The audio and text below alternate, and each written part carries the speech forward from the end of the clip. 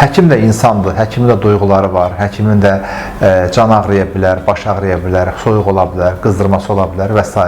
Amma təbii ki, bunu biz mümkünat daxilində, belə deyim, bəzən gizlədirik, bəzən ağrımızı, acımızı, problemimizi ətrafa yansıtmırıq.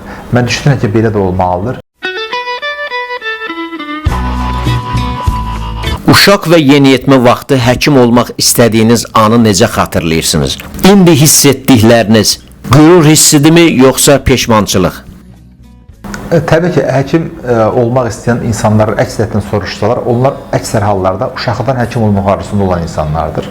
Mən təbii ki, həmin o uşağa həkimlik müqəddəs və gözəl bir sənətdir. Nə qədər çətin olsa da bu vəziyyəti çəkməyə dəyər deyərdim. Çəkinmədən geri çəkilmək bir məğlubiyyətdir. İrəlidə sizi gözləyən nə qədər xəstələr var, onlara şəfa olmaq, onların dərdinə çarə olmaq böyük bir xoşbəxtçilikdir. Bu xoşbəxtlə yaşamaqdan ötəri çətinliklərə baxmadan irəli deyərdim o gəncə və heç vaxt da peşman deyiləm. Bu sənəti sevmək lazımdır. Mən hansı ki sənətimi hər zaman sevmişəm və başqa bir sənət haqqında heç zaman düşünməmişəm.